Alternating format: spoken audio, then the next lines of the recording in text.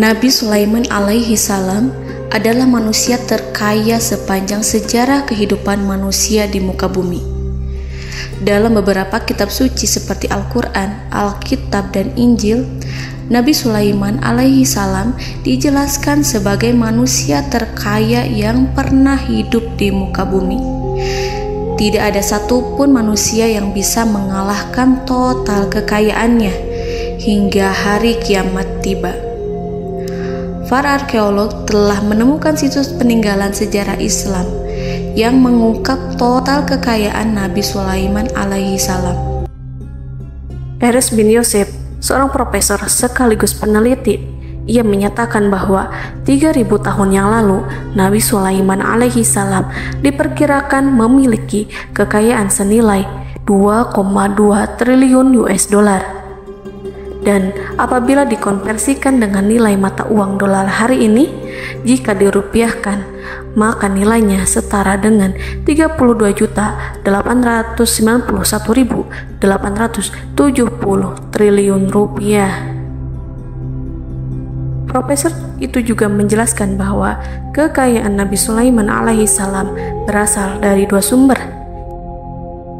yakni istana kerajaan dan tambang tembaga. Nilai itu berkali-kali lipat lebih banyak dari total kekayaan negara Indonesia yang hanya mencapai 11.454 triliun per 30 Desember 2021. Nabi Sulaiman alaihi salam memiliki beberapa mukjizat. Di antaranya adalah dapat berbicara dengan bahasa binatang. Beliau dapat memerintah mereka untuk melakukan sesuatu.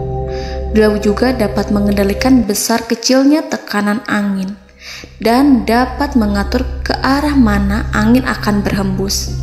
Sehingga dengan itu Nabi Sulaiman dapat memanfaatkan angin sebagai kendaraannya dan juga kendaraan tentaranya. Nabi Sulaiman juga bisa melunakkan besi dan membentuknya menjadi pakaian perang yang anti tusukan senjata tajam. Nabi Sulaiman juga memimpin para jin. Mereka tunduk dan patuh pada perintah Nabi Sulaiman alaihi salam. Tidak hanya setan, iblis laknatullah yang merupakan makhluk pembangkang dapat dibuat tunduk bertekuk lutut pada perintah-perintah Nabi Sulaiman. Nabi Sulaiman bisa melakukan teleportasi, yaitu berpindah dari suatu tempat ke tempat yang lain dalam waktu singkat. Peristiwa itu dibuktikan dengan pemindahan singgasana Ratu Balqis atas perintah Nabi Sulaiman. Nabi Sulaiman dikenal sebagai raja yang adil dan bijaksana. Nabi Sulaiman diberkahi kecerdasan yang luar biasa untuk menyatu padukan segenap kekuatan yang Allah berikan kepadanya. Ia mengelola dan membawa kerajaannya menjadi kekuatan raksasa yang tak terkalahkan di masanya dengan segenap kemampuan yang dimilikinya. Tentara Nabi Sulaiman adalah tentara terkuat di bumi tanpa ada yang menandingi. Pertanyaan mendasar yang muncul kali ini adalah dari mana sumber kekayaan dan kekuatan Nabi Sulaiman alaihi salam? Untuk mendapat jawaban dari pertanyaan itu, simak video ini sampai akhir. Sebelum itu, mari bantu channel ini terus berkembang dengan cara subscribe dan nyalakan tanda loncengnya. Berikan komentar yang positif dan berikan like serta share video ini. Bismillahirrahmanirrahim. Sungguh kami benar-benar telah menganugerahkan ilmu kepada Daud dan Sulaiman. Keduanya berkata, segala puji bagi Allah yang melebihkan kami dari kebanyakan hamba-hambanya yang mukmin. Sulaiman telah mewarisi Daud dan dia berkata, wahai manusia, kami telah diajari untuk memahami bahasa burung dan kami dianugerahi segala sesuatu. Sesungguhnya, semua ini benar-benar karunia yang nyata. Quran Surat An-Naml ayat 15-16. Saudara-saudaraku yang dirahmati Allah, pada ayat di atas disebutkan bahwa Sulaiman telah mewarisi Daud. Nabi Sulaiman mewarisi Nabi Daud dalam sisi kenabian dan kekuasaan, bukan mewarisi harta, karena para nabi tidak mewariskan harta.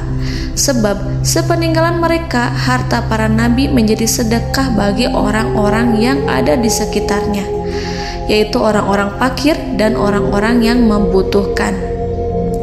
Dan harta para nabi tidak dikhususkan bagi kalangan keluarganya. Rasulullah Shallallahu Alaihi Wasallam bersabda, "Kami para nabi tidak mewariskan." Nabi Sulaiman mewarisi kenabian dari Nabi Daud. Ini adalah hal yang jelas. Allah telah memilihnya sebagai nabi dari Bani Israel. Begitu juga Allah telah memberinya kekuasaan kerajaan sehingga ia menjadi pemimpin Bani Israel. Barangkali sesuatu yang paling penting yang diwarisi oleh Nabi Sulaiman dari Nabi Daud adalah tradisi militer. Kemajuan militer yang dahsyat telah berpindah kepada Nabi Sulaiman. Nabi Daud sebenarnya adalah seorang pengembala kambing yang sangat miskin, tetapi seiring dengan perjalanan waktu, ia menjadi komandan pasukan tiada tanding. Nabi Daud alaihi salam mengetahui bahwa kekuatan hakiki yang mengatur alam semesta adalah kekuatan Allah. Ketika Nabi Daud mengelurkan tangannya dan memegang potongan batu, lalu beliau melemparkannya dengan ketepel ke arah Jalut. Kepala Jalut retak dan ambruk menghantam tanah. Ini sebagai bentuk demonstrasi kekuatan darinya. Kehadiran Nabi Daud mengubah pasukan Bani Israel, di mana mereka sebelumnya lari jika berhadapan dengan musuh. Maka kini keberadaan mereka mulai diperhitungkan di masa hidupnya. Nabi Daud mengalami peperangan yang sangat banyak, tapi Al-Quran tidak menceritakan secara terperinci. Hal itu dikarenakan karena Al-Quran adalah kitab dakwah di jalan Allah, bukan kitab sejarah. Al-Quran hanya menceritakan di dalam Al-Quran surat Shad ayat 20, "Dan kami kuatkan kerajaannya, kerajaan Daud." Ayat tersebut berarti bahwa Nabi Daud belum terkalahkan dalam peperangan yang diikutinya. Di samping dukungan yang Allah berikan kepadanya, juga pasukan dan rakyatnya, di mana mereka adalah orang-orang yang bertauhid, menyerahkan diri kepada Allah. Allah Subhanahu wa Ta'ala mengajarkan kepada Nabi Daud hal-hal yang menjadikan pasukannya memiliki keistimewaan yang dengannya mereka dapat mengalahkan pasukan-pasukan lain, pasukan-pasukan besar yang ada di bumi pada saat itu. Allah Subhanahu wa Ta'ala berfirman dalam surat Saba ayat 10, "Dan kami telah melunakkan besi untuknya." Baju besi mungkin akan menjadi masalah dalam benak kita. Ketika orang-orang yang berperang, baju besi cukup mengganggu gerakan mereka. Kita bisa membayangkan ketika ada dua orang berperang, salah satu dapat bergerak bebas, sementara yang lainnya tidak leluasa bergerak karena tertahan dengan pakaiannya. Namun, dengan kekuasaan Allah, Nabi Daud dapat melunakkan besi dan membuat baju besi yang ringan, yang mudah untuk digunakan. Ini adalah kemajuan penting yang Allah berikan kepada Nabi Daud dan tentaranya. Kemajuan itu kemudian diajarkan, diwariskan dan dimiliki oleh Nabi Sulaiman alaihi salam. Nabi Sulaiman memiliki pasukan dahsyat yang melebihi pasukan manapun di bumi saat itu, atau bahkan mungkin saat ini. Bahkan Allah menambahkan karunia-Nya kepada Nabi Sulaiman yang disebutkan dalam Al-Quran surat An-Naml ayat 16.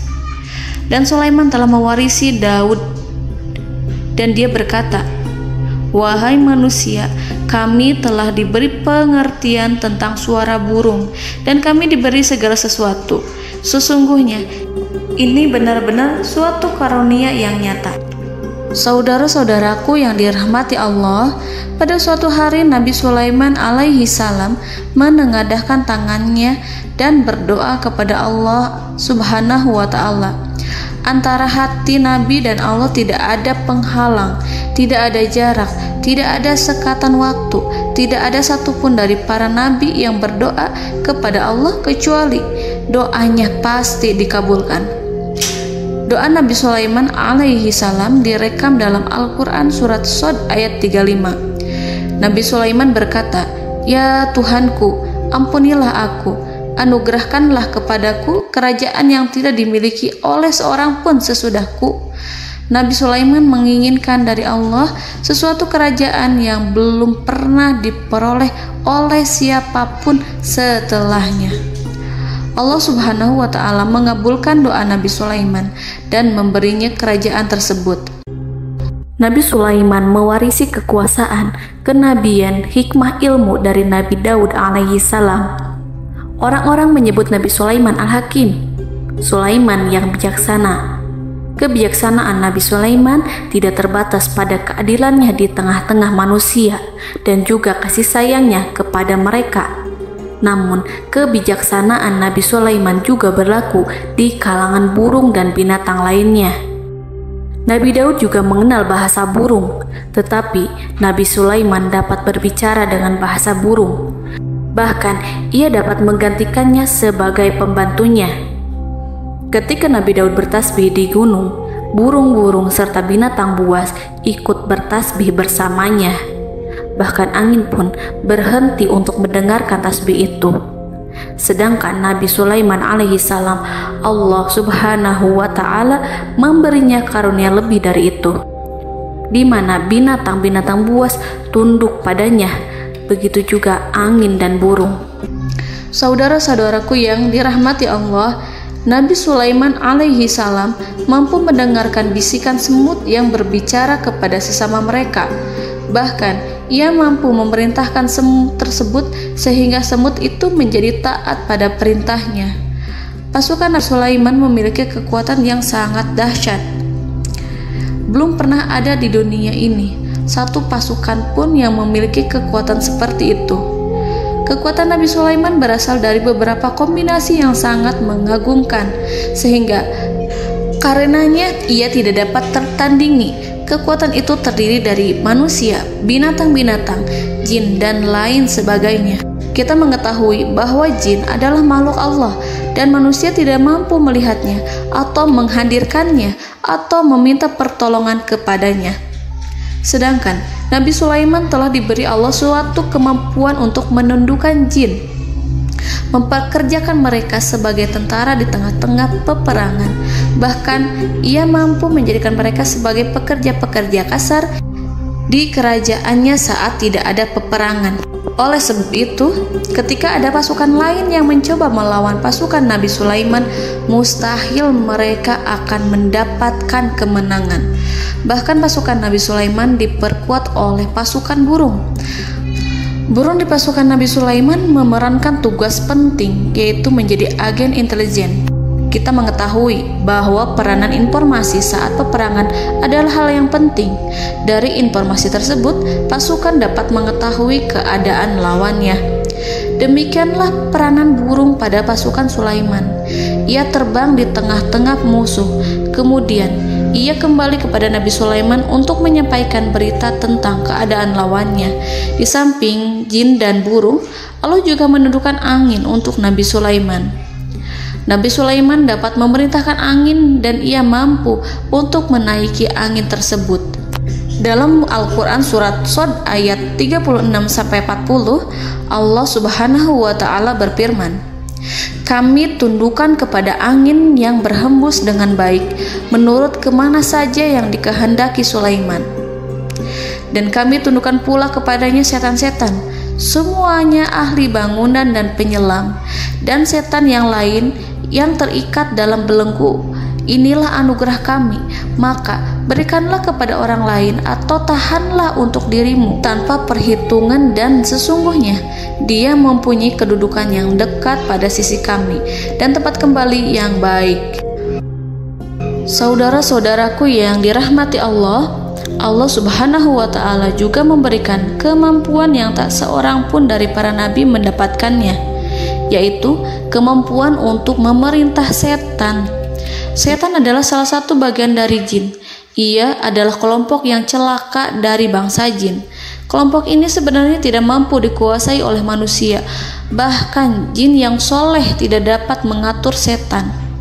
Adapun Nabi Sulaiman, Allah telah memberinya kekuasaan untuk menundukkan setan dan mempekerjakannya, bahkan mengikatnya dengan rantai serta menghukumnya jika ia menentang pada perintahnya. Setan membangun untuk Sulaiman istana-istana, patung-patung dan alat-alat perang. Bahkan setan-setan itu menyelam ke dasar lautan untuk mengeluarkan permata dan yakut untuk Sulaiman. Jika di antara setan yang menentang perintahnya, maka Nabi Sulaiman alaihi salam mengikatnya dengan rantai. Ini semua menunjukkan kekayaan Nabi Sulaiman dan kekuasaannya, di mana ia mampu mengatur banyak makhluk di bumi ini. Tentu saja, kemampuan itu semua adalah atas izin dari Allah Subhanahu wa Ta'ala sebagai mukjizat darinya. Allah Subhanahu wa Ta'ala berfirman dalam Al-Quran surat Saba ayat 12, dan sebagian dari jin adalah yang bekerja di hadapannya di bawah kekuasaannya dengan izin Tuhannya, dan siapa yang menyimpang di antara mereka dari perintah kami, maka kami rasakan kepadanya azab neraka yang apinya menyala-nyala. Para jin itu membuat untuk Sulaiman apa yang dikehendakinya, dari gedung-gedung yang tinggi, patung-patung, dan piring-piring yang besarnya seperti kolam, atau periuk yang tetap berada di atas tungku. Saudara-saudaraku yang dirahmati Allah, Nabi Sulaiman yang bijaksana adalah penguasa yang tak tertandingi di muka bumi. Meskipun memperoleh nikmat-nikmat khusus yang agung itu yang Allah berikan kepada Sulaiman, beliau tetap menunjukkan dirinya sebagai manusia yang paling banyak berzikir kepada Allah dan manusia yang paling banyak bersyukur di zamannya. Saudara-saudaraku yang dirahmati Allah, sebagaimana Allah Subhanahu wa Ta'ala memberikan nikmat kepada ayahnya Nabi Daud alaihi salam, di mana ia mampu melunakkan besi dan Allah mengajarinya bagaimana cara mencairkan besi, maka Nabi Sulaiman alaihi salam dapat memanfaatkan tembaga yang cair untuk peperangan. Dan juga di saat perdamaian, pada saat peperangan, beliau mencampur tembaga dengan besi dan menjadikannya perunggu. Mereka menggunakan senjata-senjata perunggu dalam peperangan seperti pedang, baju besi, dan juga pisau. Senjata-senjata ini adalah senjata yang paling kuat pada saat itu. Sedangkan di saat damai, tembaga digunakan untuk membuat bangunan, perhiasan, dan sebagainya. Meskipun Nabi Sulaiman mendapatkan nikmat yang besar dan karunia yang khusus, Allah Subhanahu wa Ta'ala mengujinya dengan suatu ujian yang dahsyat. Ujian yang akan selalu datang kepada seorang hamba yang soleh. Ketika hamba itu mendapatkan kedudukan besar, maka ujiannya pun menjadi besar. Allah Subhanahu wa Ta'ala menguji Nabi Sulaiman dengan penyakit. Diceritakan oleh Fahru Roji, Nabi Sulaiman diuji dengan suatu penyakit yang keras, di mana kedokteran saat itu tidak dapat dan tidak mampu mengatasinya. Sakitnya Nabi Sulaiman sangat keras sehingga para dokter dari kalangan manusia ataupun jin tidak mampu menghilangkan penyakit itu. Lalu burung-burung menghadirkan rumput-rumput yang dianggapnya sebagai obat, tetapi Nabi Sulaiman tak kunjung sembuh. Semakin hari penyakit Nabi Sulaiman semakin menjadi-jadi, sehingga ketika Nabi Sulaiman duduk di atas kursi, ia duduk bagaikan tubuh tanpa roh. Seakan-akan ia mati karena saking keras penyakit yang dideritanya.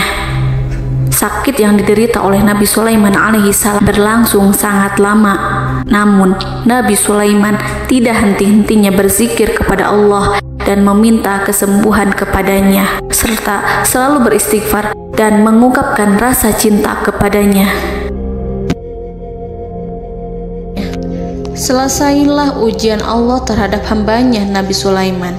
Beliau pun sembuh. Nabi Sulaiman merasakan kembali kesehatannya setelah ia mengetahui segala kejayaan dan segala kekuasaan serta segala kebesarannya tidak lagi mampu menghilangkan penyakit yang dideritanya kecuali jika Allah menghendaki. Saudara-saudaraku yang dirahmati Allah, Nabi Sulaiman telah membangun tempat ibadah, tempat sujud, sehingga manusia menyembah Allah di dalamnya. Orang-orang yang membangunnya berjumlah puluhan ribu orang. Tentu setiap kelompok dari mereka memiliki pekerjaan masing-masing. Di antara mereka ada yang mencairkan tembaga, di antara mereka ada yang tukang pahat, ada yang tukang ukir, ada yang membelah batu, ada yang memotong kayu, ada yang mendatangkan rumput-rumput dari Libanon, ada yang mendatangkan emas dan menjadikannya lempengan-lempengan yang mengkilat untuk menutupi kayu, serta untuk melapisi dinding-dinding. Bahkan golongan jin pun membantu membangun tempat tersebut, tentu dengan perintah dan bimbingan Nabi Sulaiman. Mereka membuat patung-patung yang besar, membuat bejana yang besar untuk tempat makan para tentara dan pekerja, yaitu bejana seperti gunung. Karena saking berat dan besarnya, mereka juga membuat tempat-tempat minum yang besarnya seperti kolam. Nabi Sulaiman mengawasi para pekerjanya dan juga mengurusi masyarakatnya, di mana beliau mengenali problem mereka dan berusaha memecahkannya. Beliau juga mengawasi pasukan dari kalangan binatang dan burung. Beliau mengetahui apabila ada satu di antara mereka yang tidak datang, kemana ia pergi, serta mengapa ia pergi. Nabi Sulaiman menguasai pengetahuan itu semua.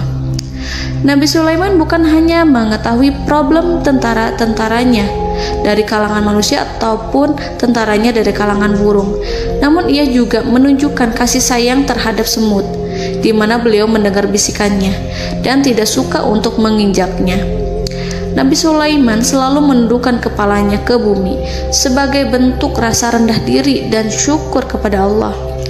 Pada suatu hari, Nabi Sulaiman alaihi salam berjalan di depan tentaranya dan tiba-tiba ia mendengar suara semut yang berkata kepada temannya dari kalangan semut. Hal itu terekam dalam Al-Quran surat An-Naml ayat 18-19. Wahai semut-semut, masuklah ke dalam sarang-sarangmu agar kamu tidak terinjak oleh Sulaiman dan tentaranya, sedangkan mereka tidak menyadarinya. Nabi Sulaiman alaihi salam tersenyum mendengar itu dan ia berdoa, "Ya Allah, ya Tuhanku, berilah aku ilham untuk tetap mensyukuri nikmat-Mu yang telah Engkau anugerahkan kepadaku dan kepada kedua orang ibu bapakku, dan untuk mengerjakan amal soleh yang Kau ridhoi, dan masukkanlah aku ke dalam rahmat-Mu, ke dalam golongan hamba-hamba-Mu yang soleh." Saudara-saudaraku yang dirahmati Allah, meskipun Nabi Sulaiman mendapatkan kekuasaan dan memiliki tentara yang besar, namun beliau menunjukkan kasih sayang terhadap bangsa semut. Beliau mendengarkan bisikannya dan melihat semut yang ada di depannya. Oleh karena itu, tak mungkin baginya untuk menginjak golongan semut itu. Nabi Sulaiman bersyukur kepada Allah telah memberinya nikmat, yaitu nikmat rahmat dan kasih sayang. Di samping itu, Nabi Sulaiman alaihi salam adalah orang paling kaya di dunia. Istananya terbuat dari kayu gaharu yang memiliki wangi harum. Istananya terbuat dari emas yang terkadang dari kristal. Beliau juga memiliki kursi besar yang terbuat dari emas dan permata. Istana Nabi Sulaiman merupakan istana yang paling besar di dunia. Nabi Sulaiman menggunakan pakaian dari emas dan permata. Meskipun demikian, Nabi Sulaiman tetap menunjukkan sebagai hamba yang berserah diri dan rendah diri di hadapan Allah Subhanahu wa Ta'ala. Nabi Sulaiman yang merendahkan diri di hadapan Allah, ia selalu sujud kepada Allah, sebagaimana ayahnya yang selalu bertasbih pada Allah. Nabi Sulaiman selalu melantunkan lagu-lagu cinta ilahi dan hanya memuji Allah Subhanahu wa Ta'ala. Pada suatu hari, Nabi Sulaiman alaihi salam mengeluarkan perintah kepada pasukannya untuk bersiap-siap. Kemudian, Nabi Sulaiman keluar dan memeriksa pasukannya satu demi satu. Kelompok yang pertama adalah kelompok manusia. Nabi Sulaiman memperhatikan kesiapan mereka. Lalu Nabi Sulaiman mengeluarkan perintah-perintah kepada mereka. Kemudian Nabi Sulaiman memeriksa kelompok jin dan menyampaikan perintahnya kepada mereka.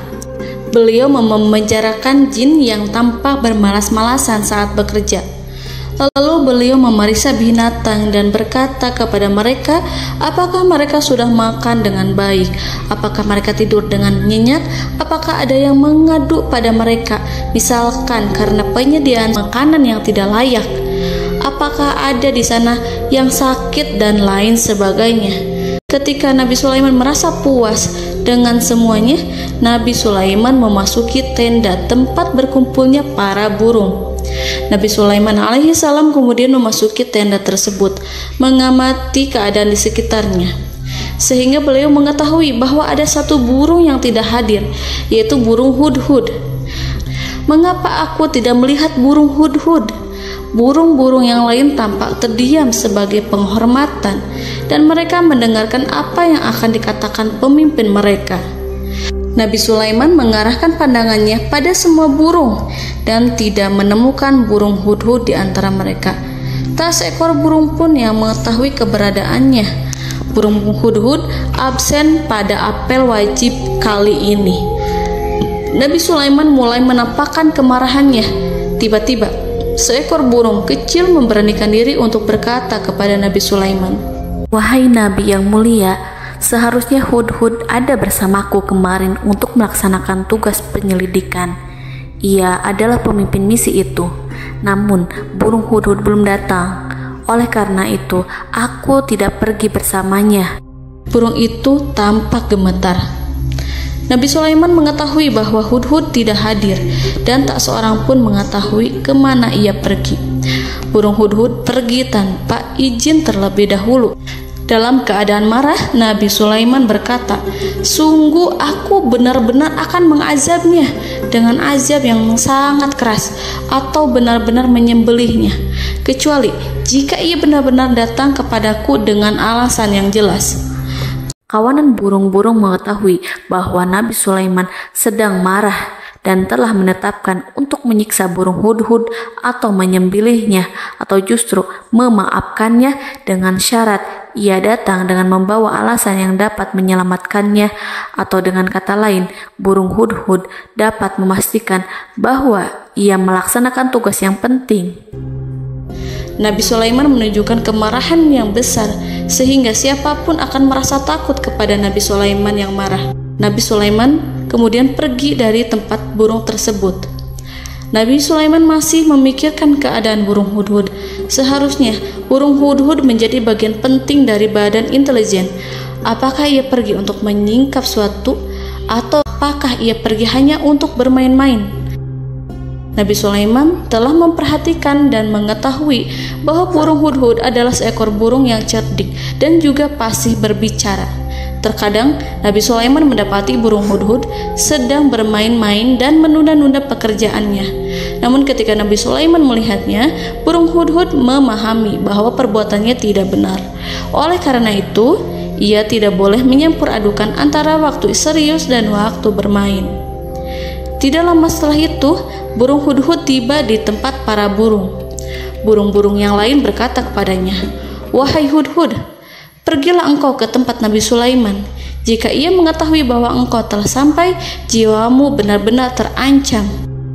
Mendengar itu, burung hudhud segera beranjak. Ia terbang menemui Nabi Sulaiman. Pada waktu itu, Nabi Sulaiman sedang duduk bersama tentaranya yang lain. Burung hudhud berdiri. Ia telah merencanakan untuk memulai pembicaraan dengan Nabi Sulaiman sebelum Nabi Sulaiman bertanya kepadanya kemana dia pergi. Ini sebagai bukti bahwa hudhud telah melaksanakan suatu tugas yang penting. Dalam Al-Quran Surat An-Naml ayat 22, burung hudhud berbicara, "Aku telah mengetahui sesuatu yang kamu belum mengetahuinya, dan kubawa kepadamu dari negeri Saba suatu berita penting yang diyakini seakan-akan burung hudhud hendak berkata, 'Aku adalah hudhud yang miskin, tapi aku mengetahui apa yang tidak engkau ketahui, dan aku telah datang kepadamu dari kerajaan Saba dengan membawa berita yang sangat penting.'" Nabi Sulaiman tampak terdiam menunggu hudhud menyelesaikan kisahnya. Dalam surat An-Naml ayat 23-24, burung hudhud berkata, "Sesungguhnya aku menjumpai seorang wanita yang memerintah mereka. Dia dianugerahi segala sesuatu serta mempunyai singgasana yang besar. Aku mendapati dia dan kaumnya menyembah matahari selain Allah. Dan setan-setan telah menjadikan mereka memandang indah perbuatan-perbuatan mereka, lalu menghalangi mereka dari jalan Allah, sehingga mereka tidak mendapat petunjuk." Burung hudhud diam. Nabi Sulaiman merasa bahwa Hudhud menunjukkan kefasihan lisannya. Nabi Sulaiman berkata dalam Quran surat An-Naml ayat 27 sambil menunjukkan senyum manisnya. Nabi Sulaiman berkata, "Akan kami lihat apakah kamu benar wahai Hudhud, ataukah kamu termasuk orang-orang yang berdusta." Seakan-akan burung Hudhud ingin mengatakan, "Aku tidak berbohong, wahai Nabi yang mulia." Namun diamnya Sulaiman membuat takut sehingga burung Hudhud terdiam. Nabi Sulaiman terdiam karena berpikir, lalu ia memutuskan sesuatu setelah itu. Beliau melihat kepada lainnya dan meminta secari kertas. Nabi Sulaiman menulis surat singkat dan menyerahkannya kepada Hudhud, serta memerintahkan kepadanya seperti yang dikatakan dalam Quran surat An-Naml ayat 28. "Pergilah dengan membawa suratku ini, lalu jatuhkanlah kepada mereka, kemudian berpalinglah dari mereka, lalu perhatikanlah apa yang mereka bicarakan." Al-Quranul Karim hanya menceritakan dalam Quran surat An-Naml bagaimana perginya Hudhud dan bagaimana ia menyerahkan surat itu. Lalu Al-Quran langsung menyebut keadaan kerajaan Balqis yang saat itu sedang membaca surat di depan para pembesar kerajaan dan para menterinya. Dalam Al-Quran surat An-Naml ayat 29-31 berkatalah Balqis, "Wahai pembesar-pembesar, sesungguhnya telah dijatuhkan kepadaku sebuah surat yang mulia. Sesungguhnya surat ini dari Sulaiman, dan sesungguhnya isinya dengan menyebut nama Allah yang Maha Pengasih lagi Maha Penyayang, bahwa janganlah kalian berlaku sombong terhadapku, dan datanglah kepadaku sebagai orang yang berserah diri." Saudara-saudaraku yang dirahmati Allah, dalam surat tersebut Nabi Sulaiman menyebutkan supaya mereka menyerahkan diri dan tunduk kepada perintah Nabi Sulaiman. Nabi Sulaiman memerintahkan agar mereka meninggalkan penyembahan terhadap matahari. Nabi Sulaiman tidak mempersoalkan akidah mereka dan tidak memuaskan mereka dengan apapun. Nabi Sulaiman hanya memerintahkan bahwa ia berada di atas kebenaran. Bukankah ia didukung kekuatan yang berlandaskan keyakinan yang dimilikinya? Nabi Sulaiman hanya memerintahkan mereka agar tunduk dan patuh kepadanya. Ratu Sabak menyampaikan surat tersebut di tengah-tengah kaumnya. Dalam Quran surat An-Naml ayat 32 dijelaskan, "Dan berkatalah Balqis, wahai para pembesar, berilah aku pertimbangan dalam urusanku ini. Aku tidak pernah memutuskan sesuatu persoalan sebelum kamu berada dalam majelisku." Saudara-saudaraku yang dirahmati Allah, para pembesar istana Balqis menentang surat tersebut. Isi surat itu membangkitkan kesombongan kaum Sabak, di mana mereka merasa lebih kuat. Mereka mengetahui bahwa di sana ada seorang yang mencoba menentang mereka dan mengisyaratkan peperangan kepada mereka. Lalu ia meminta kepada mereka untuk memenuhi syarat-syaratnya sebelum terjadinya peperangan dan kekalahan. Dalam surat An-Naml ayat 33, mereka menjawab, "Kita adalah orang-orang yang memiliki kekuatan dan juga memiliki keberanian yang sangat besar dalam peperangan. Dan keputusan berada di tanganmu, wahai rajaku. Maka pertimbangkanlah apa yang akan kamu perintahkan." Saudara-saudaraku yang dirahmati Allah, para pembesar kaum Sabak seakan ingin berkata, "Kita siap untuk melaksanakan perang." Tampaknya ratu itu memiliki kebijakan yang lebih baik dari pembesar kaumnya. Surat Sulaiman itu membuatnya berpikir lebih jernih dan lebih berhati-hati. Ia berusaha sebisa mungkin menghindari peperangan. Ratu itu berpikir dalam tempo yang lama. Nama Sulaiman tidak diketahuinya dan ia pun belum pernah mendengarnya. Oleh karena itu, Ratu kaum Sabak tidak mampu mengetahui dan mendeteksi seberapa besar kekuatan Nabi Sulaiman. Boleh jadi Nabi Sulaiman memiliki kekuatan yang dahsyat, sehingga ia mampu memerangi kekuasaannya dan mengalahkannya. Kemudian Ratu memperhatikan apa yang ada di sekelilingnya. Ia melihat kemajuan masyarakatnya dan juga kekayaannya.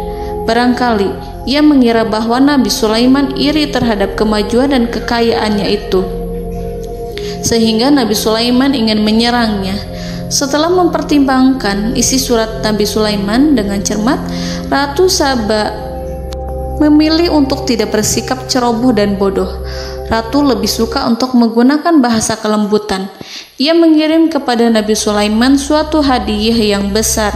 Ratu mengira bahwa Nabi Sulaiman seorang yang ambisius, yang boleh jadi ia telah mendengar tentang kekayaan kerajaan Saba. Para utusan pergi dengan membawa hadiah dari Ratu Saba. Ratu berharap agar mereka dapat memasuki kerajaan Nabi Sulaiman dan akan mengetahui kondisi kerajaannya. Saat mereka pulang, Ratu ingin mendengar secara langsung dari mereka tentang bagaimana keadaan kaum Nabi Sulaiman dan pasukannya. Setelah mendapatkan informasi yang cukup, maka Ratu Balkis dapat membuat sesuatu keputusan yang tepat. Ratu menyembunyikan apa yang terlintas dalam pikirannya, lalu ia berbicara kepada pembesar istananya bahwa ia dapat menyingkap niat jahat Raja Sulaiman melalui cara mengirimkan hadiah kepadanya. Ratu lebih memilih cara tersebut dan menunggu reaksi dari Nabi Sulaiman. Ratu berhasil memuaskan para pembesar istana, dan untuk sementara ia menghilangkan ide untuk berperang. Karena para raja jika menyerang suatu desa, maka pemimpin desa tersebut adalah orang yang paling banyak mendapatkan kehinaan. Akhirnya, para pembesar kaumnya merasa puas dengan pikiran Ratu Balkis. Saudara-saudaraku yang dirahmati Allah, dalam surat An-Naml ayat 34-35 dijelaskan, Ratu Balkis berkata, "Sesungguhnya raja-raja apabila memasuki suatu negeri, niscaya mereka akan membinasakannya dan menjadikan penduduknya yang mulia menjadi hina. Dan demikian pula lah yang akan mereka perbuat. Dan sesungguhnya aku akan mengirim utusan kepada mereka dengan membawa hadiah, dan aku akan menunggu apa yang akan dibawa kembali oleh utusan itu." Kemudian sampailah hadiah dari Ratu Balkis kepada Nabi Sulaiman. Para intelijen Nabi Sulaiman memberitahunya bahwa utusan Balkis datang dengan membawa hadiah. Nabi Sulaiman langsung mengetahui bahwa Ratu Balkis itu sengaja mengirim orang-orangnya untuk mengetahui atau untuk mendapatkan informasi tentang kekuatannya. Lalu setelah itu ia akan mengambil keputusan atau mengambil sikap kepada kerajaan Sulaiman. Nabi Sulaiman segera memanggil semua pasukannya untuk berkumpul. Utusan Balkis segera memasuki istana Nabi yang dipenuhi dengan pasukan yang besar bersenjata. Melihat itu, utusan Ratu Balkis tercengang dan terkejut ketika mereka melihat kekayaan yang mereka bawa tidak ada apa-apanya dibandingkan dengan kerajaan Nabi Sulaiman. Hadiah mereka tampak tidak berarti. Emas yang mereka bawa tampak tidak memiliki makna saat mereka memasuki istana Nabi Sulaiman yang terbuat dari kayu-kayu pohon gaharu yang mengeluarkan bau yang harum serta dihiasi dengan emas permata. Para utusan Ratu Balkis berdiri bersama Nabi Sulaiman dan menyaksikan bagaimana Nabi Sulaiman mengendalikan pasukannya. Kemudian mereka mulai berpikir tentang kekuatan dan kualitas pasukan Nabi Sulaiman. Betapa kagetnya mereka ketika melihat di tengah-tengah pasukan itu terdapat singa, burung, dan tentara dari kalangan manusia yang mampu terbang. Mereka pun sadar bahwa mereka di hadapan pasukan yang tiada tandingannya. Selesailah demonstrasi pasukan Nabi Sulaiman. Kemudian para utusan ratu dipersilahkan maju ke tempat hidangan makanan. Para utusan itu sangat terkejut ketika melihat berbagai macam makanan dari penjuru dunia ada di depannya. Dan di antara makanan itu terdapat pula makanan yang biasa ditemukan di negeri mereka. Tetapi mereka melihat bahwa makanan itu memiliki rasa yang lebih istimewa. Selain itu, piring-piring yang ada di depan mereka terbuat dari emas, dan mereka dilayani oleh laki-laki yang berhias dengan emas. Di meja makan itu terdapat burung, ikan laut, dan berbagai macam daging yang mereka tidak mampu lagi membedakan daging apa itu. Nabi Sulaiman tidak makan bersama mereka, tapi beliau makan dengan menggunakan piring yang terbuat dari kayu. Beliau memakan roti yang kering yang dicampur dengan minyak. Inilah makanan yang dipilih Nabi Sulaiman. makan bersama mereka dalam keadaan diam. Mereka merasa kehadiran Nabi Sulaiman menciptakan suatu wibawa yang luar biasa. Selesai perjamuan itu, lalu dengan sangat malu mereka menyerahkan hadiah dari Ratu Balkis kepada Nabi Sulaiman. Hadiah itu berupa emas yang bagi mereka hadiah itu sangat bernilai tinggi. Tapi di sini hadiah itu tampak kecil di hadapan kekayaan Nabi Sulaiman yang sangat mengagumkan. Nabi Sulaiman memperhatikan hadiah dari Ratu Balkis itu dan berkata dalam Quran surat An-Naml ayat 36, "Maka apa yang diberikan Allah kepadaku lebih baik daripada apa yang diberikannya kepadamu, tetapi kamu merasa bangga dengan hadiahmu." Saudara-saudaraku, Raja Sulaiman menyingkap dengan kata-katanya yang singkat itu penolakannya terhadap hadiah mereka. Ia memberitahu utusan itu bahwa ia tidak menerima hadiah tersebut. Ia tidak merasa puas dengan hadiah itu. Yang membuatnya puas hanyalah, "Janganlah kalian berlaku sombong terhadapku dan datanglah kepadaku sebagai orang-orang yang berserah diri." Lalu Nabi Sulaiman berkata kepada mereka dengan pelan. Hal itu diabadikan dalam Al-Quran surat An-Naml ayat 37. "Kembalilah kepada mereka. Sungguh kami akan mendatangi mereka dengan bala tentara yang mereka tidak kuasa melawannya. Dan pasti kami akan mengusir mereka dari negara itu, yaitu negeri Saba, dengan terhina. Dan mereka akan menjadi tawanan-tawanan yang hina." Saudara-saudaraku yang dirahmati Allah, Nabi Sulaiman kemudian meninggalkan para utusan ratu setelah terlebih dahulu mengancam mereka. Para utusan itu berharap agar Nabi Sulaiman mau menunggu kunjungan Ratu Balkis yang akan membawa misi perdamaian. Akhirnya, sampailah para utusan Ratu Balkis ke negeri Saba. Mereka segera menuju istana sang ratu. Mereka memberitahu bahwa negeri mereka ada di ujung tanduk. Mereka menceritakan kepada ratu tentang kekuatan Nabi Sulaiman dan tidak mungkin bagi mereka mampu melawannya. Mereka meyakinkan Ratu Balkis bahwa ia harus mengunjunginya dan melihat sendiri bagaimana kebesaran kerajaan Nabi Sulaiman. Kemudian Ratu Balkis menyiapkan dirinya untuk pergi menuju kerajaan Nabi Sulaiman. Nabi Sulaiman duduk di kursi kerajaan di tengah-tengah para pembesarnya dan para menterinya, serta para komandan pasukannya. Beliau berpikir tentang sosok Balkis. Nabi Sulaiman mengetahui bahwa Balkis menuju tempatnya. Balkis dikelilingi rasa takut. Nabi Sulaiman berpikir sejenak tentang bagaimana matahari disembah. Ia memikirkan bagaimana informasi yang diterima oleh intelijennya tentang kemajuan kerajaan Balkis dalam bidang kesenian dan ilmu pengetahuan. Nabi Sulaiman bertanya kepada dirinya sendiri, apakah kemajuan menjadi penghalang untuk mengetahui kebenaran? Apakah ratu itu senang dengan kekuatan yang dicapainya? Dan ia membayangkan bahwa kekuatannya adalah segalanya. Dengan kemajuan yang dimilikinya, Nabi Sulaiman ingin membuat kejutan agar ratu mengetahui bahwa Islam yang diyakini oleh Nabi Sulaiman adalah satu-satunya yang mampu mendatangkan kemajuan dan kekuatan yang hakiki, sehingga ia dapat membandingkan antara keyakinannya dalam menyembah matahari beserta kemajuan yang dicapainya dengan keyakinan Nabi Sulaiman beserta kemajuan yang diraihnya. Saudara-saudaraku yang dirahmati Allah, para mata-mata Nabi Sulaiman telah memberitahunya bahwa hal yang sangat disegani dan dikagumi oleh kaum Balkis adalah kerajaan Saba, yaitu singgasana Ratu Balkis. Singgasana itu terbuat dari emas dan batu delima. Singgasana tersebut dijaga oleh penjaga yang sangat disiplin, di mana mereka tidak pernah lalai sedikit pun. Oleh karena itu, sangat tepat apabila Nabi Sulaiman menghadirkan singgasananya di sini, di kerajaannya, sehingga ketika ratu tiba, maka ia dapat duduk di atasnya. Nabi Sulaiman ingin membuat kejutan kepadanya dan menunjukkan bahwa kemampuannya tersebut yang berlandaskan pada keislaman. Nabi Sulaiman melakukan yang demikian itu dengan harapan agar si ratu tunduk kepadanya. Ide itu terlintas dalam diri Nabi Sulaiman. Lalu ia mengangkat kepalanya dan menoleh kepada anak buahnya.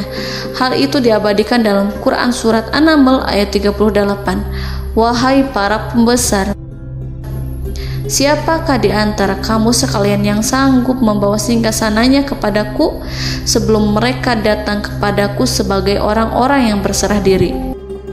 Saudara-saudaraku, perhatikanlah ungkapan pikiran Nabi Sulaiman tersebut. Semua pemikirannya berkisar tentang keislaman para penyembah matahari, tentang bagaimana beliau dapat memberikan petunjuk kepada mereka di jalan Allah. Yang pertama menjawab pertanyaan Nabi Sulaiman adalah jin Ifrit. Dalam Quran Surat An-Naml ayat 39, berkatalah Ifrit yang cerdik dari golongan jin, "Aku akan datang kepadamu dengan membawa singgasana itu sebelum kamu berdiri dari tempat dudukmu. Sesungguhnya aku benar-benar kuat untuk membawanya, lagi dapat dipercaya." Nabi Sulaiman berdiri dari tempat duduknya. Setelah 1 jam atau 2 jam, jin itu berjanji kepadanya untuk menghadirkan singgasana Balkis. Sebelum itu, istana Nabi Sulaiman di Palestina, sedangkan istana Balkis terletak di Yaman. Antara singgasana tersebut dengan singgasana Nabi Sulaiman berjarak lebih dari ribuan mil. Barangkali pesawat yang cepat sekalipun yang kita kenal hari ini tidak akan mampu membawa dan mendatangkan istana itu dalam waktu 1 jam. Tetapi masalahnya di sini, berhubung dengan kekuatan jin yang serba misterius, Nabi Sulaiman tidak mengomentari sedikit pun terhadap apa yang dikatakan oleh Ifrit. Nabi Sulaiman tampak menunggu tanggapan lain yang mampu menghadirkan singgasana Balkis yang lebih cepat dari jin Ifrit. Nabi Sulaiman menoleh kepada seorang yang di sana, yang duduk di atas naungan. Hal itu diceritakan dalam Al-Quran Surat An-Naml ayat 40. Berkatalah seseorang yang mempunyai ilmu dari Alkitab, "Aku akan membawa singgasana itu kepadamu sebelum matamu berkedip." Maka tatkala Sulaiman melihat singgasana itu terletak di hadapannya, ia pun berkata, "Ini termasuk karunia Tuhanku untuk menguji aku. Apakah aku akan bersyukur atau mengingkari nikmatnya? Dan barang siapa yang bersyukur, maka sesungguhnya dia bersyukur untuk kebaikan dirinya sendiri. Dan barang siapa yang ingkar, maka sesungguhnya Tuhanku Maha Kaya lagi Maha Mulia." Saudara-saudaraku, belum lama seseorang yang mempunyai ilmu dari Alkitab menyatakan kalimatnya, sehingga singgasana itu tiba-tiba ada di depan Nabi Sulaiman, yang mampu menghadirkan singgasana itu lebih cepat dari kedipan mata. Al-Quranul Karim tidak menyingkap kepribadian seseorang yang menghadirkan singgasana itu.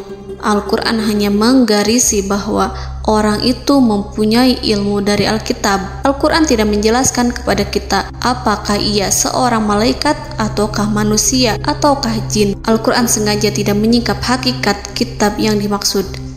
Saudara-saudaraku yang dirahmati Allah, setelah melihat singgasana itu, Nabi Sulaiman bersyukur kepada Allah. Ia mulai memperhatikan singgasana sang ratu. Singgasana tersebut merupakan simbol pembangunan dan juga kemajuan, tetapi tampaknya ia hanya sesuatu yang biasa saja jika dibandingkan dengan kekuasaan dan kebesaran ciptaan yang dibuat oleh manusia dan jin di kalangan istana Nabi Sulaiman. Nabi Sulaiman memikirkan dalam tempo yang sangat lama singgasana Ratu Balkis itu. Kemudian beliau memerintahkan agar singgasana itu diperbaiki, sehingga saat Ratu Balkis datang, dia akan mengujinya. Apakah Ratu Balkis dapat mengenali singgasananya ataukah tidak? Dalam Al-Quran Surat An-Naml ayat 41, Nabi Sulaiman berkata, "Ubahlah baginya singgasananya, maka kita akan melihat apakah dia mengenal ataukah dia termasuk orang-orang yang tidak mengenalnya." Saudara-saudaraku yang dirahmati Allah, Nabi Sulaiman memerintahkan agar dibangun istana yang akan digunakan untuk menyambut Ratu Balkis. Nabi Sulaiman memilih tempat di laut, dan ia memerintahkan agar dibangun suatu istana di mana sebagian besarnya terdiri dari air laut. Nabi Sulaiman memerintahkan agar lantainya itu terbuat dari kaca yang tebal dan kuat, sehingga orang-orang yang berjalan di atas istana itu akan dapat melihat di bawahnya ada ikan-ikan berwarna-warni yang berenang-renang. Dan mereka akan melihat rumput-rumput laut yang bergerak-gerak. Akhirnya, selesailah pembangunan istana itu. Saking bersihnya kaca lantainya, sehingga tampak di sana tidak ada kaca. Burung hudhud memberitahu Nabi Sulaiman bahwa Balkis telah sampai dekat kerajaannya. Kemudian Ratu Balkis datang. Al-Quran tidak menyebutkan keadaan Nabi Sulaiman saat menyambut Balkis, namun Al-Quran menunjukkan dua sikap Ratu Balkis. Yang pertama, bagaimana sikap Balkis ketika pertama kali melihat singgasananya yang datang mendahuluinya, padahal ia telah meninggalkan pengawalannya untuk tetap setia menjaga singgasananya itu. Keadaan kedua adalah keadaan di depan istana yang dibangun untuk penyambutan Balkis. Istana itu penuh dengan permata yang berenang-renang di bawahnya ikan-ikan. Dalam Quran Surat An-Naml ayat 42 dijelaskan, dan ketika Balkis datang, ditanyakanlah kepadanya, "Serupa inikah singgasanamu?" Balkis menjawab, "Seakan-akan singgasana ini adalah singgasanaku. Kami telah diberi pengetahuan sebelumnya, dan kami adalah orang-orang yang berserah diri." Saudara-saudaraku, pada dialek di atas, Balkis melihat singgasananya dan ia tercengang saat mengetahui bahwa itu adalah singgasana miliknya. Namun kemudian ia mulai ragu karena melihat tidak sepenuhnya itu singgasana miliknya. Jika itu benar-benar miliknya, lalu bagaimana ia datang mendahuluinya? Dan bila bukan singgasananya, maka bagaimana Sulaiman dapat meniru sepersis dan seteliti itu? Padahal Sulaiman tidak pernah sekalipun ke kerajaannya. Nabi Sulaiman berkata saat melihat Balkis mengamati singgasananya, "Apakah ini singgasanamu?" Balkis terlihat sangat kebingungan, namun setelah itu ia menjawab, "Sepertinya benar." Nabi Sulaiman berkata, "Kami telah diberi ilmu sebelumnya dan kami sebagai orang-orang muslim."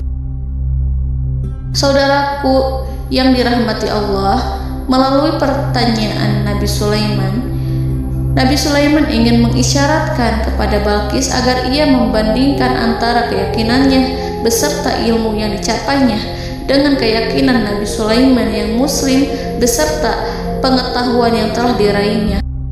Penyembahan terhadap matahari dan pencapaian ilmu yang dicapai oleh Ratu Balkis tanpa tidak ada apa-apanya dibandingkan dengan ilmu Nabi Sulaiman dan keislaman. Nabi Sulaiman telah mendahuluinya dalam bidang ilmu karena keislamannya. Karena itu, sangat mudah baginya untuk mengungguli Balkis dalam ilmu-ilmu yang lainnya. Demikianlah yang disyaratkan dalam pertanyaan Nabi Sulaiman kepada Ratu Balkis. Ratu Saba itu mengetahui bahwa ini adalah singgasananya, di mana singgasana itu datang lebih dahulu daripada dirinya. Beberapa bagian darinya telah diubah saat Balkis masih di perjalanan menuju ke tempat Nabi Sulaiman. Ia berpikir kemampuan apa yang dimiliki Nabi Sulaiman. Ratu Balkis tercengang melihat apa yang disaksikannya, yang berupa buah dari keimanan Nabi Sulaiman dan hubungannya dengan Allah Subhanahu wa Ta'ala. Sebagaimana Balkis juga tercengang ketika melihat kemajuan di bidang ilmu pembangunan, seni, dan ilmu-ilmu yang lainnya. Maka ia tidak lebih kagum lagi saat melihat hubungan yang kuat antara keislaman Nabi Sulaiman dengan ilmunya, serta kemajuan yang diraihnya. Dalam Al-Quran Surat An-Naml ayat 43 dijelaskan, dan apa yang disembahnya selama ini selain Allah mencegahnya untuk melahirkan keislamannya, karena sesungguhnya ia terdahulu termasuk orang-orang yang kafir. Saudara-saudaraku yang dirahmati Allah, berguncanglah dalam benak Balkis ribuan hal ketika melihat keyakinan kaumnya runtuh di hadapan Nabi Sulaiman. Ia menyadari matahari yang disembahnya hanya merupakan ciptaan Allah, dan Allah lah yang menggerakkannya untuk hamba-hambanya. Lalu terbitlah matahari kebenaran dalam dirinya. Hatinya diterangi oleh cahaya baru yang tidak akan tenggelam seperti tenggelamnya matahari. Masa keislamannya hanya menunggu waktu. Ratu Balkis memilih waktu yang tepat untuk mengumumkan keislamannya. Allah Subhanahu wa Ta'ala berfirman dalam Quran Surat An-Naml ayat 44. Dikatakan kepadanya, "Masuklah ke dalam istana." Maka tatkala ia melihat lantai istana itu, dikiranya kolam air yang besar dan disingkapnya dua betisnya. Berkatalah Sulaiman, "Sesungguhnya ia adalah istana licin yang terbuat dari kaca." Berkatalah Balkis, "Wahai Tuhanku, Sesungguhnya aku telah berbuat zalim terhadap diriku dan aku berserah diri bersama Sulaiman kepada Allah Tuhan semesta alam. Saudara-saudaraku yang dirahmati Allah, dikatakan kepada Balqis, masuklah ke dalam istana. Ketika ia masuk, maka ia tidak menyaksikan adanya kaca, tetapi ia melihat air, sehingga ia mengira akan bersinggungan dengan air. Lalu ia menyingkapkan sedikit bajunya agar bajunya itu tidak basah. Nabi Sulaiman mengingatkannya tanpa melihatnya agar ia tidak khawatir terhadap pakaiannya, karena pakaiannya tidak akan basah, sebab di sana tidak ada air. Itu sekedar kaca yang halus, yang saking halusnya sehingga ia tidak tampak. Pada kesempatan itulah Balqis mengumumkan keislamannya, yang mengakui kelalimannya, dan ia menyatakan menyerahkan diri kepada Nabi Sulaiman dan kepada Allah Tuhan semesta alam. Lalu kaumnya pun mengikutinya dan mereka memeluk Islam. Balqis menyadari ia berhadapan dengan penguasa yang terbesar di bumi dan Nabi Allah yang mulia. Untuk pertama kalinya, wajah Sulaiman tampak dihiasi dengan senyuman yang menunjukkan kepuasannya sejak Balqis mengunjunginya. Demikianlah Nabi Sulaiman mewujudkan kejayaannya yang hakiki dan menyebarkan cahaya Islam di muka bumi. Saudara-saudaraku, Al-Quran tidak menyebutkan kisah Balqis setelah keislamannya. Para ahli tafsir mengatakan bahwa ia menikah dengan Nabi Sulaiman. Selain itu, ada yang mengatakan bahwa ia menikah dengan salah satu orang dekat Nabi Sulaiman. Ada juga yang mengatakan bahwa sebagian Raja Habasyah adalah keturunan dari buah perkawinan ini. Wallahu a'lam bishawab. Saudara-saudaraku yang dirahmati Allah, Nabi Sulaiman hidup di tengah-tengah kejayaan dan kemuliaan di bumi. Kemudian Allah menetapkan kematian untuknya, sebagaimana kehidupan Sulaiman berada di puncak kemuliaan dan kejayaan yang penuh dengan keajaiban yang luar biasa, maka kematiannya pun merupakan tanda-tanda kebesaran Allah yang penuh dengan keajaiban. Demikianlah bahwa kematiannya sesuai dengan kehidupannya, sesuai dengan kejayaannya. Allah berfirman tentang kematian Sulaiman di dalam Al-Quran surat Saba ayat 14. Maka tatkala kami telah menetapkan kematian Nabi Sulaiman, tidak ada yang menunjukkan kepada mereka kematiannya itu kecuali rayap yang memakan tongkatnya. Maka tatkala ia telah tersungkur, tahulah jin bahwa kalau sekiranya mereka mengetahui yang gaib, tentulah mereka tidak akan tetap dalam siksa yang menghinakan. Saudara-saudaraku, kemampuan Nabi Sulaiman untuk menundukkan jin dan mempekerjakan mereka serta hubungan mereka dengan semua itu menimbulkan fitnah di tengah-tengah manusia dalam hal tertentu. Kematian Nabi Sulaiman merupakan batasan jawaban terhadap fitnah ini. Kami tidak mengetahui siapa yang mengklaim bahwa jin mengetahui hal yang gaib. Apakah itu setan yang terkutuk, atau jin yang bodoh, atau manusia yang tertipu? Kami tidak mengetahui siapa yang bertanggung jawab terhadap tersebarnya isu yang keliru ini. Yang kita ketahui adalah bahwa hal tersebut adalah mempengaruhi sebagian manusia dan jin. Barangkali manusia berkata kepada diri mereka, selama jin melakukan perbuatan yang luar biasa ini, maka apa gerangan yang menjadikan mereka tidak mengetahui hal yang gaib itu? Manusia itu lupa bahwa kunci kegaiban berada di tangan Allah. Masalah ilmu gaib tidak akan mampu dikuasai oleh jin dan manusia. Hanya Dia yang mengetahuinya, dan manusia diberitahu hanya sedikit sekali. Saudara-saudaraku yang dirahmati Allah, seakan-akan Allah telah merencanakan bahwa kematian Sulaiman bertujuan untuk menghancurkan pemikiran itu, yaitu pemikiran bahwa jin mengetahui hal-hal yang gaib. Jin bekerja untuk Nabi Sulaiman selama beliau hidup, dan tatkala beliau meninggal, maka tugas mereka menjadi bebas. Nabi Sulaiman meninggal tanpa diketahui oleh jin, sehingga mereka tetap bekerja untuk mereka, tetap mengabdi kepada Sulaiman. Seandainya mereka mengetahui hal yang gaib, niscaya mereka tidak akan meneruskan pekerjaan mereka. Saudara-saudaraku, pada suatu hari Nabi Sulaiman memasuki mihrabnya untuk itikaf ibadah dan beribadah kepada Allah. Tak seorang pun yang berani mengganggu khalwatnya. Mihrab Sulaiman terletak di puncak gunung dan dindingnya terbuat dari permata. Pada suatu hari, Nabi Sulaiman duduk bersandar pada tongkatnya dan ia tampak tenggelam dalam tafakur. Beliau berzikir pada Allah hingga rasa kantuk menguasainya. Lalu setelah itu malaikat maut menemuinya. Nabi Sulaiman pun meninggal. Beliau bersandar kepada tongkatnya. Jin melihatnya dan mengira bahwa beliau sedang sholat, sehingga mereka pun terus melanjutkan pekerjaannya. Berlalulah hari demi hari yang panjang. Datanglah rayap, yaitu semut kecil yang memakan kayu.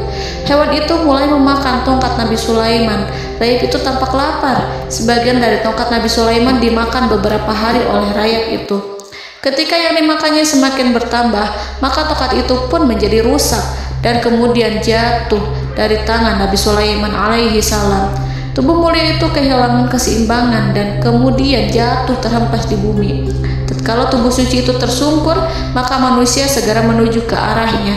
Mereka menyadari dan mengetahui bahwa Nabi Sulaiman telah meninggal dalam waktu yang lama. Jin menyadari bahwa mereka tidak mengetahui hal yang gaib dan manusia pun mengetahui hakikat ini. Seandainya jin mengetahui hal yang gaib, niscaya ia tidak akan meneruskan siksa yang hina.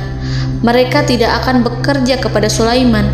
Demikianlah Nabi Sulaiman alaihi salam meninggal dalam keadaan duduk dan sholat di mihrabnya. Lalu berita itu tersebar bagaikan api di bumi. Manusia, burung, dan binatang buas mengantarkan jenazah Nabi Sulaiman. Sekawanan burung tampak sedih dan menangis. Semua makhluk bersedih. Akhirnya tak seorang pun mengetahui bahasa burung di bumi. Meninggallah seorang yang memahami pembicaraan burung, binatang-binatang, jin, dan lain sebagainya. Burung-burung itu berkata, betapa beratnya kehidupan di tengah orang-orang yang tidak mengetahui pembicaraan kita.